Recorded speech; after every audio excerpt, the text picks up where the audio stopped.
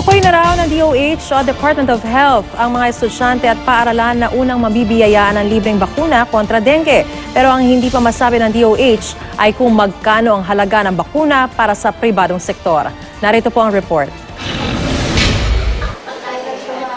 Hindi biro ang tamaan ng sakit na dengue. Kapag hindi kasi naagapan, posible itong ikasawi ng pasyente. Kung mapalad namang malagpasan ito, malaking pera naman ang kailangang gastusin sa ospital.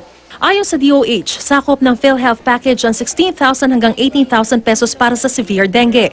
Pero posible para umabot hanggang 30,000 pesos ang gastos sa pampublikong ospital at posible pang madoble ang halagang ito kung sa pribadong ospital.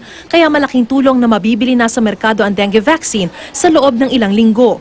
Dahil naman kabilang ang ating bansa sa 20-year dengue vaccine trial na isinagawa ng mga eksperto mula sa iba't ibang panig ng mundo. At nakausap para mismo ni Pangulong Noynoy Aquino ang pinuno ng Sanofi Aventis na siyang kumpanyang may gawa sa dengue vaccine. Malaking deskwento ang ibinagay sa gobyerno ng Pilipinas para sa bakunang ito. For each child, the government will be spending around 3,000 pesos per child.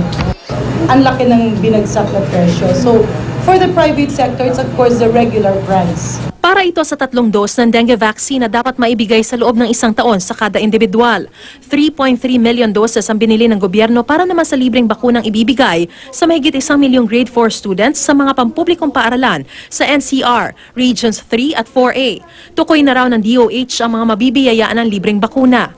We have identified the schools. We are looking into the possibility of expanding the program.